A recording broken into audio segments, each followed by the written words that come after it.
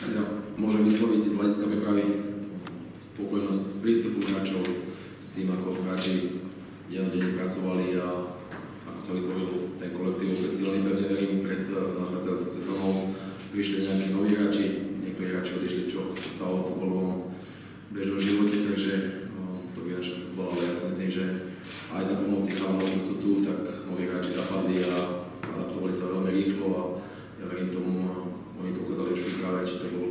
Nemanič alebo Gruber alebo aj Guje, takže ukázali aj ďalší, že rýchlo sa adaptovali, sú súčasťou nášho mužstva a ukázali, že majú kvalitu na to, že pevne verím, že budeme ešte silnejšie ako minulú sezónu a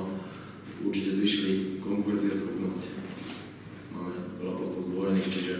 vytvorila sa taká zdravá konkurencia a bolo to cítiť aj v tých jednotlivých zápasoch pripravených alebo v tréningovom procese, takže ja pevne verím, že mali sme dobre pripravení, ale môžeme sa baviť o cenovej príprave. Všetko dôležité ukáže náš liga, ako sme pracovali, ale ja som optimista a s pokorou vstúpim do ligy, samozrejme. Zdravo sebavedomie, pevne verím a najbližší zápas. Ja verím tomu, že aj za podpory našich výborných fanúšikov a budeme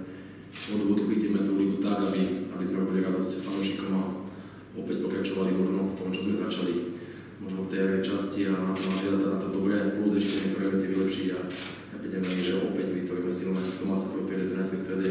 ale bez pomoci fanúšikov to bude ťažké, takže my ten impuls určite budeme chcieť dať už teraz sobotu a vieme, že nás nič ľahké nečaká tie prvé kola sú väčšinou zradné, ale my všetko preto robíme dennodenne aj chlapci, aby sme to sobotu zvládli a dobre odštartovali tú ligovú súťaž.